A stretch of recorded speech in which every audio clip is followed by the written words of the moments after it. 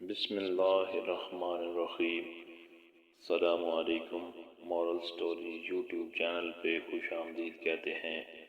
دوستو، انسانی تاریخ کی سب سے تیز رفتار سواری کیا ہو سکتی ہے؟ گھوڑے، موٹر سائیکل، کار، جہاز یا ایروپلین؟ لیکن آج سے 1400 سال قبل ایک ایسی بھی سواری موجود تھی جس کی رفتار بجلی کی مانند تھی۔ اس بجلی جیسی تیز رفتار سواری کا نام براق تھا۔ وہ سواری جس پر بیٹھ کر نبی صلی اللہ علیہ وسلم سفر معراج پر گئے۔ براق کی خصوصیات کیا تھیں، اور جب نبی اس پر سوار ہونے لگے تو وہ بے لگام کیوں ہو گیا؟ کیا براق کو ماڈرن سائنسی علوم سے ایکسپلین کرنا ممکن ہے؟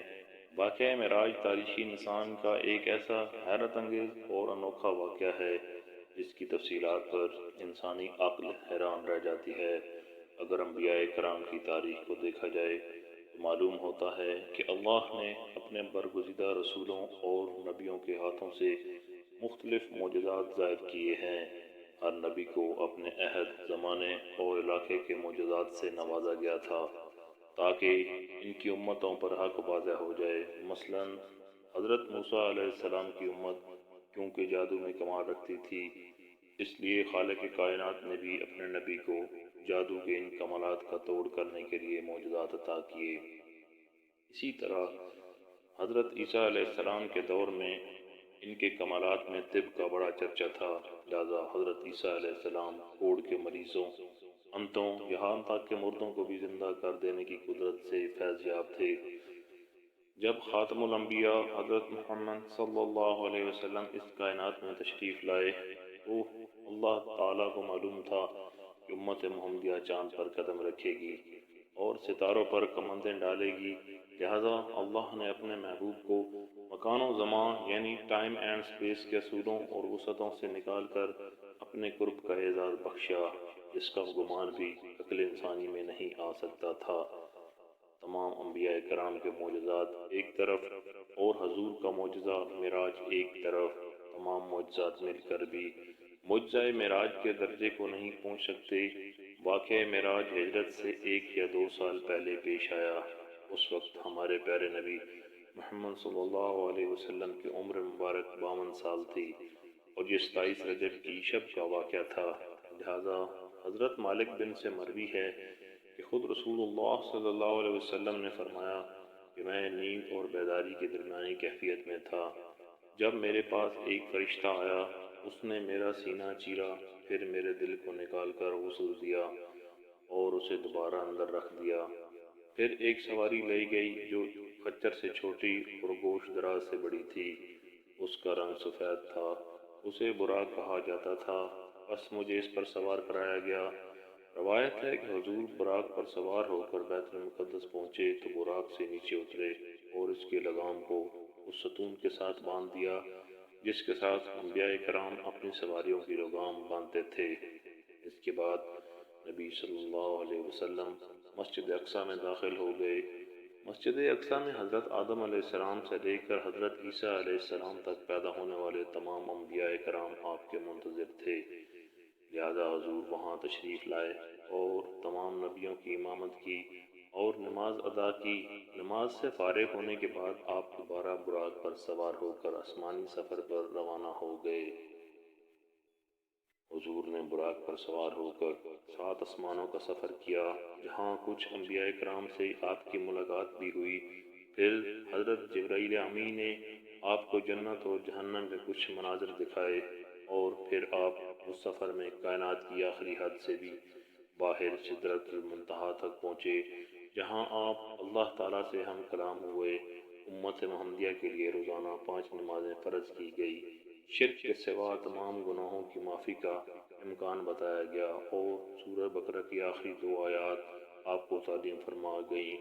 اس سفر کے واپسی پر حضور اپنے مکان پر کچھ اس حالت میں پہنچے کہ روایات کے مطابق ابھی آپ کے گھر کی کنڈی ہل رہی تھی اور آپ کے وضو کا پانی ابھی تک آپ کے جسم مبارک سے ٹپک رہا تھا۔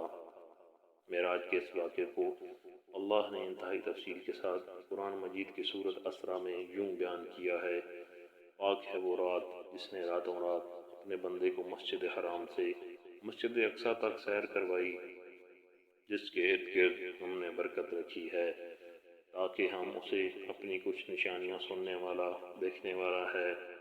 معراج کے اس عظیم سفر میں رسول اللہ صلی اللہ علیہ وسلم جس سواری پر سوار ہوئے تھے اسے براق کہا جاتا ہے۔ اب سوال یہ پیدا ہوتا ہے کہ براق کیا تھا؟ کیا یہ کوئی ایسی مخلوق تھی جو اس دنیا میں پائی جاتی ہے؟ علماء مفسرین کے مطابق براق برق چمک کو کہتے ہیں، لہذا رسول اللہ صلی اللہ علیہ وسلم کی سواری کے لیے جو چیز پیش کی گئی تھی وہ انتہائی سفید اور چمکدار اور روشن تھی کہ اس کا نام براق پڑ گیا۔ یہ بھی کہا گیا ہے کہ براق کو اس لیے براق کہا جاتا ہے کہ وہ برق یعنی بجلی کی چمک کی مانند اس کی رفتار ہے۔ روایتوں کے مطابق براق خچر سے چھوٹا اور گدھے سے بڑا تھا، اور جہاں اس کی حد نگاہ پڑتی تھی وہاں اس کا قدم پڑتا تھا۔ علماء کے ذہن میں یہ سوال بھی پیدا ہوا کہ اللہ نے حضور کی سواری کے لیے براق کا ہی انتخاب کیوں کیا، جبکہ وہ اس بات پر قادر ہے کہ بغیر کسی سواری کے آپ کو سفر کے تمام مراحل طے کروا دیتا۔ لہذا فتح الباری کے مصنف حافظ ابن حجر نے اس ضمن میں لکھا ہے کہ اسرا و معراج کے سفر میں سواری کے چناؤ میں بڑی حکمت ہے، حالانکہ اللہ اس بات پر بھی قادر تھا کہ اپنے نبی کے لیے زمین کو سکیڑ دیتا، لیکن اللہ نے سواری کا انتظام اس لیے کیا تاکہ اللہ کے رسول کو انسیت و مانوسیت ہو، کیونکہ بادشاہ جب اپنے مقربین کو وہ اپنے دربار میں بلاتا ہے تو اس کے لیے سواری روانہ کرتا ہے۔ کچھ علماء براق کو ایک جنتی جانور قرار دیتے ہیں جو خصوصاً معراج کی رات کو ہی حضور صلی اللہ علیہ وسلم کی سواری کے لیے اس زمین پر آیا تھا۔ لہذا امام ترمذی کی ایک روایت ہے کہ جب جبرائیل علیہ السلام نے براق کی لگام تھامی اور رسول اکرم صلی اللہ علیہ وسلم کو اس پر سوار ہونے کی دعوت دی تو براق حضور کو دیکھ کر کانپ اٹھا اور بے لگام ہو گیا۔ لہذا جبرائیل علیہ السلام نے اس سے کہا کہ ٹھہر جا، اللہ کی قسم رسول اللہ سے بہتر کوئی شخص اس سے پہلے اس پر سوار نہیں ہوا۔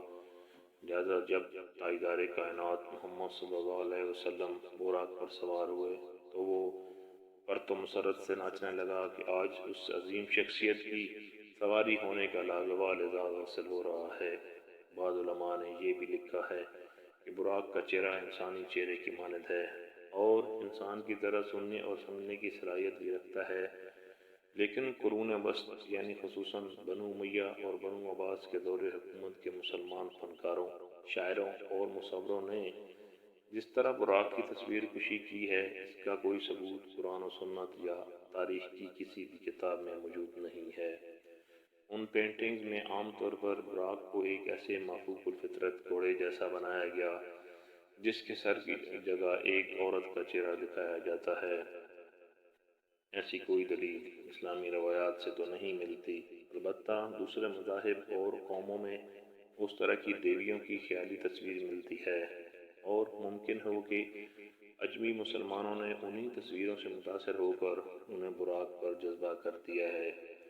جبکہ براق نر تھا یا مادہ اس کے متعلق بھی کوئی مستند شواہد موجود نہیں ہیں۔ واقعہ معراج اللہ کا ایک ایسا معجزہ تھا جس طرح سے ہر معجزے کو سمجھنا اور ثابت کرنا انسانی عقل کے لیے ممکن نہیں، اسی طرح سے معراج کے اس سفر کو سمجھنا انسانی ذہن کے لیے ناممکن ہے۔